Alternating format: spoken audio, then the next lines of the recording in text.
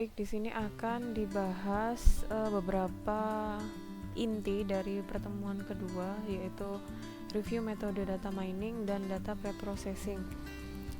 Ini masih pengantar data mining. Jadi saya ingin menjelaskan ke kalian isinya apa aja di data mining. Intinya di data mining itu kita belajar ini metode. Jadi metode ini kita pelajari sehingga ada yang namanya subtopik data mining. Data mining ini kan topiknya ya, ini namanya topik. Kemudian subtopiknya itu adalah estimasi, forecasting atau prediksi peramalan, klasifikasi, clustering atau asosiasi. Ini adalah subtopik. Jadi data mining itu topik, yang ini namanya subtopik. Yang ini seperti regresi linier, neural network, deep learning, support vector machine, ini namanya metodenya. Metode yang bisa dipakai untuk estimasi, untuk peramalan, untuk klasifikasi, clustering, asosiasi gitu. Ini secara garis besar kita akan belajar ini selama 1 semester ke depan. Oke, apa sih bedanya estimasi, prediksi, klasifikasi, clustering sama asosiasi? Kita mulai dari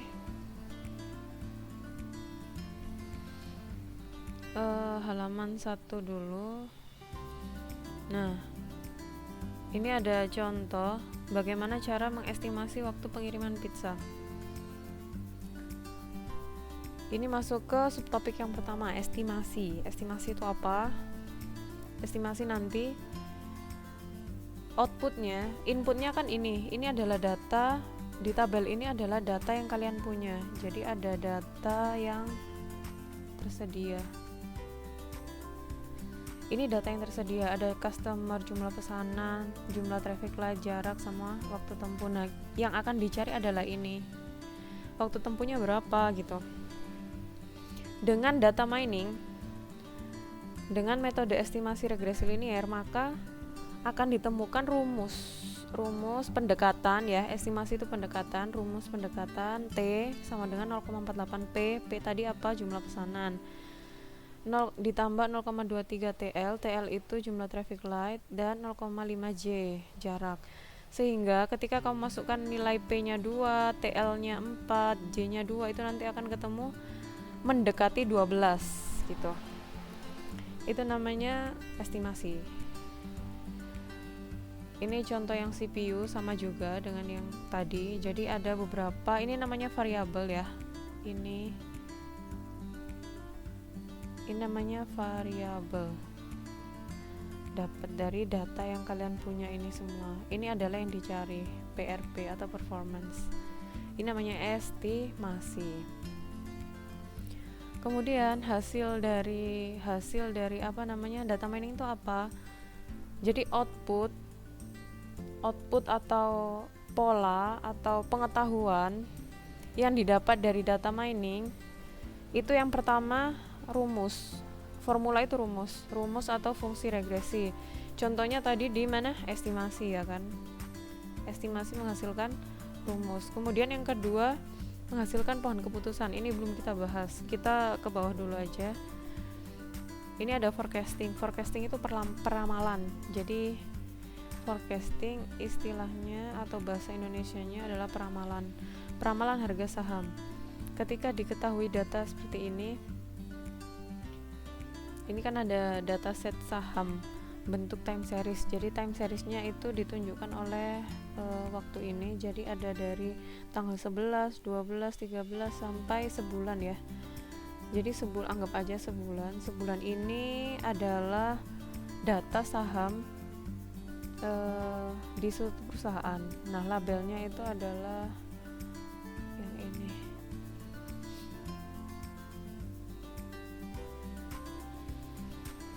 Sehingga menghasilkan peramalan. Jadi dengan data ini kan data yang dipunya, ini data yang ada, nanti akan membentuk yang namanya rumus neural network kayak gini. Nah, ini nanti yang akan kita pelajari. Ini yang akan kita pelajari gimana caranya dari data ini ke sini, ke neural network ini gimana caranya, itu nanti belajar. Kemudian akan menghasilkan prediksi yang kayak gini. Jadi ketika kalian memasukkan tanggal setelah ini, misalkan tanggal 29 April atau tanggal 30 April, itu nanti akan diketahui berapa harga saham yang terjadi di situ. Jadi yang merah ini prediksi, merah ini ya. Jadi yang merah ini prediksinya atau pramalannya.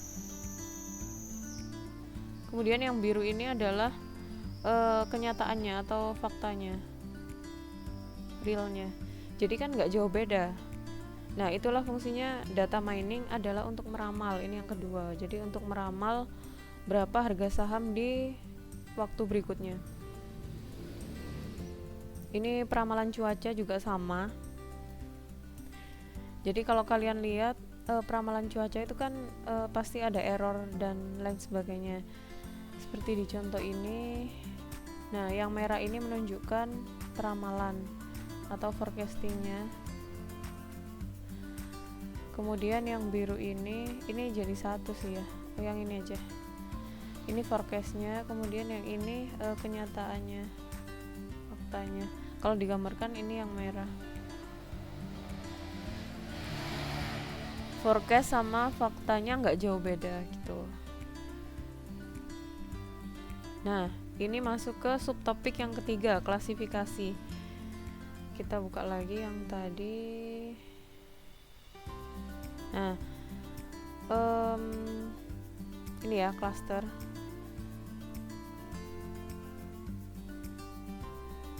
Ntar forecasting, klasifikasi. Klasifikasi lulusan ke mahasiswa. Jadi ini akan diklasifikasikan dia lulus tepat waktu atau tidak. Dengan C45 akan menghasilkan yang namanya pohon keputusan atau tree. Jadi bisa mendapatkan tree yang seperti ini itu dari mana? Dari ini, metode C45. Jadi ketika kalian menerapkan C45 itu akan didapatkan tree seperti ini. Jadi harus menguasai C45 dulu baru bisa membuat tree atau pohon. Nah, ini kayak aturan ya. Ketika status mahasiswanya bekerja, kemudian IPS-nya lebih dari 3,5, dia tepat. Kalau kurang dari berarti terlambat. Kalau mahasiswa IPS-nya lebih dari 2,3, dia bisa tepat, bisa terlambat. Kurang dari 2,3 bisa diklasifikasikan lagi berdasarkan umur atau seperti apa. Ketika IPS-nya di lebih dari 2,2 dan umurnya kurang dari 23 berarti tepat. Kalau lebih dari 23 berarti terlambat. Kemudian ketika IPS-nya kurang dari 2,27 berarti dia tepat. Nah, gitu. Ini namanya pohon keputusan. Jadi data mining itu macam-macam hasilnya. Tadi rumus, kemudian ini pohon. Saya lanjutkan dulu. Nah, ini namanya pohon juga ya, sama. Nah, ini yang saya jelaskan tadi. Jadi ada estimasi, sudah kita bahas, menghasilkan apa? Rumus atau formula. Kalau forecasting tadi menghasilkan ini ya, rumus juga, tapi dia lebih ke plot grafik. Jadi forecasting tadi kayak yang forecasting cuaca. Nah, pengetahuan berupa rumus ya.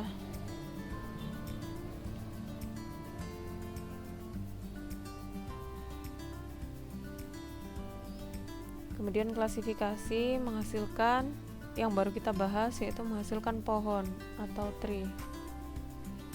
Gitu. Jadi output dari data mining itu adalah rumus, kemudian rumus sama grafik sama pohon. Sementara itu.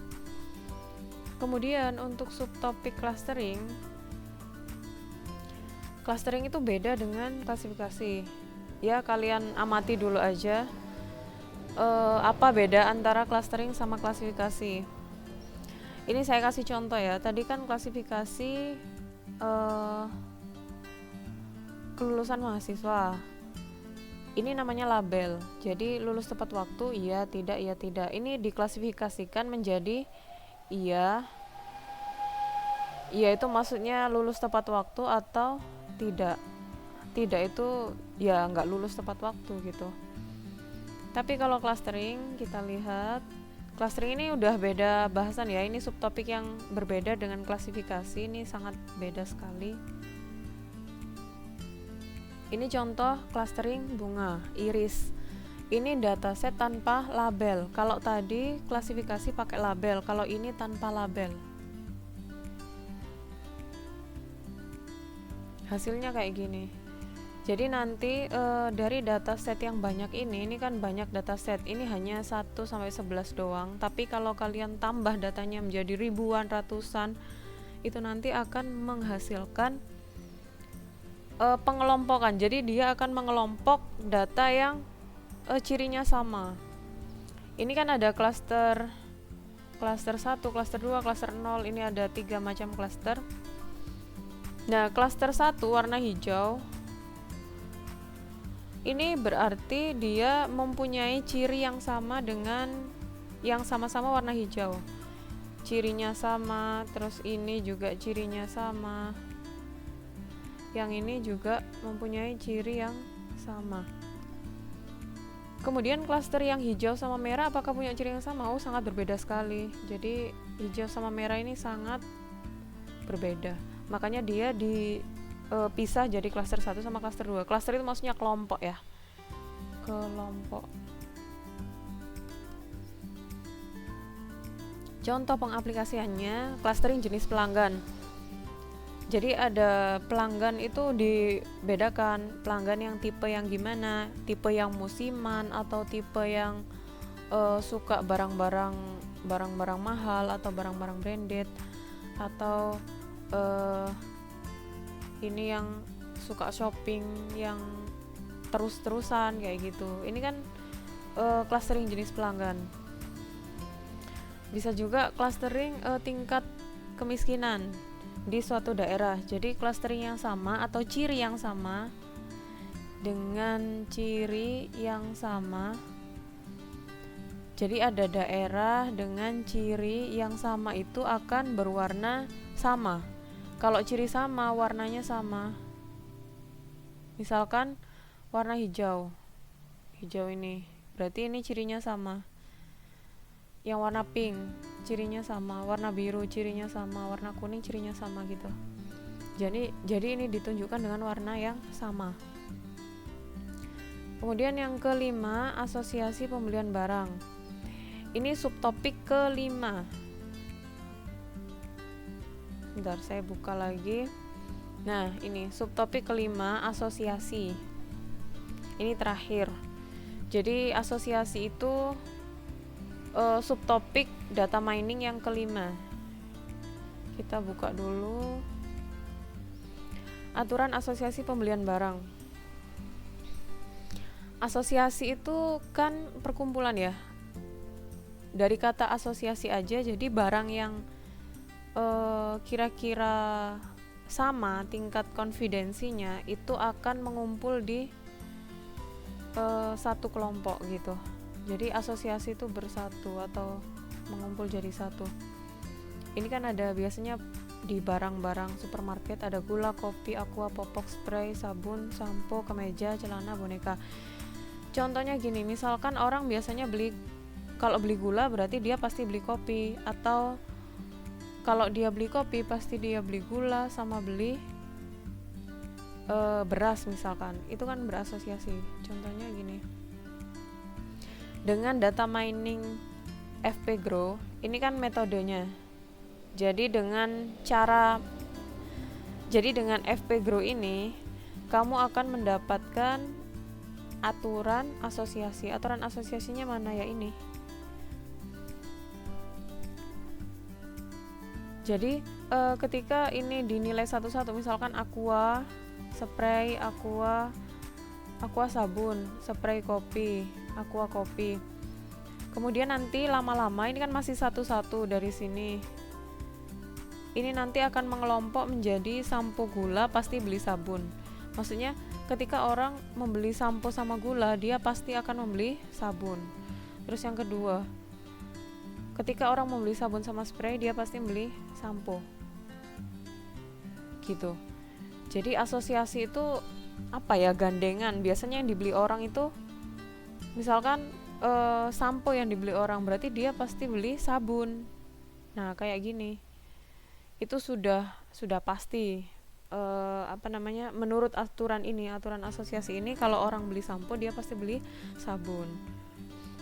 Dan sebaliknya, ketika orang beli sabun dia pasti beli sampo. Jadi ini satu asosiasi yang sabun sama sampo. Contohnya supermarket lagi ya. Jadi asosiasi ini itu adalah algoritma atau metode. Ini ya, algoritma itu kan cara penyelesaian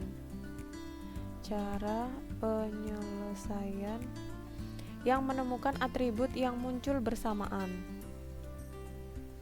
Jadi misalkan ada orang beli kopi, dia pasti beli gula, atau ada orang beli gula, dia pasti beli telur, beli tepung, beli apa.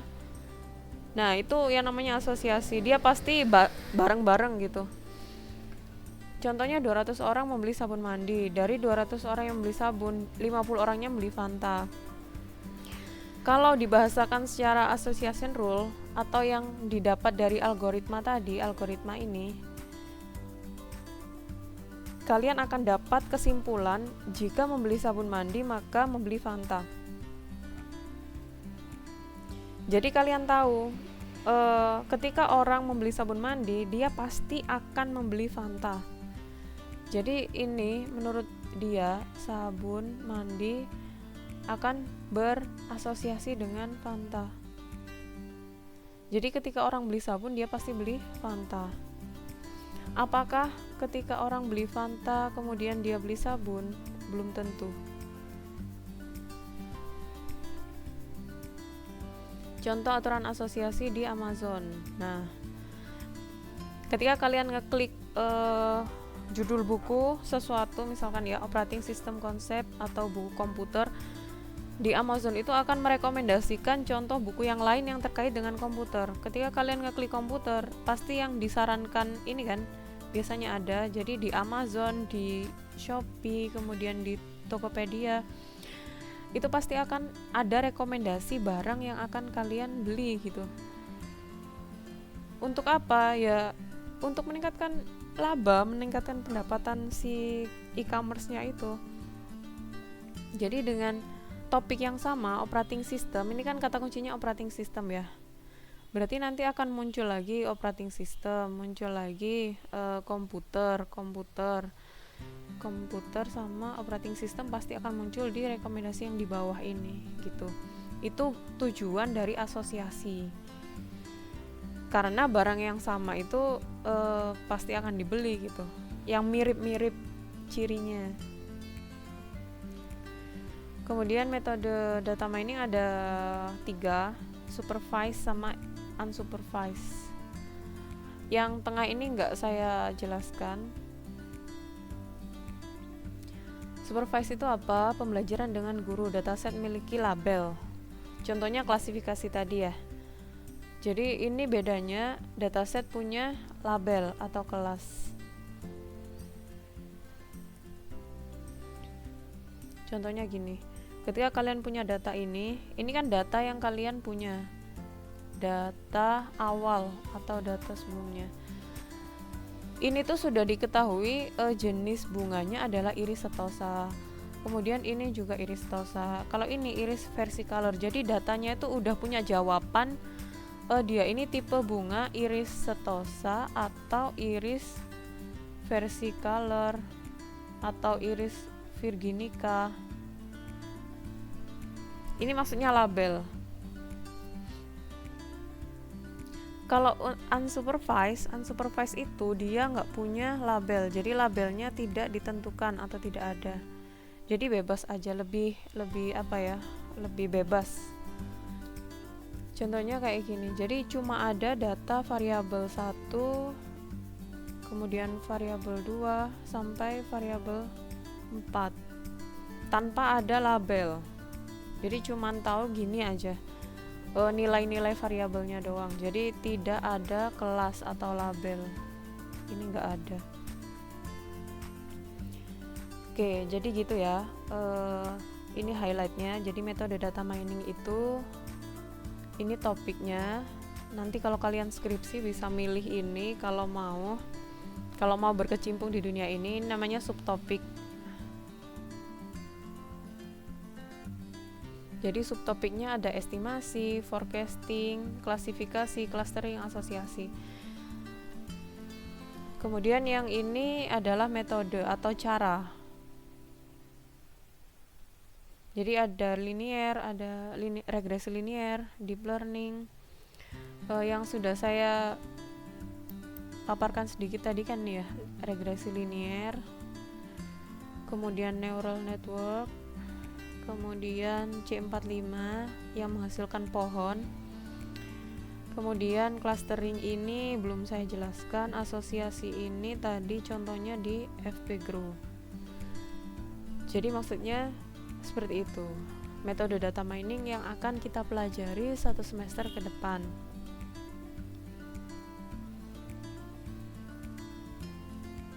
Ini adalah output.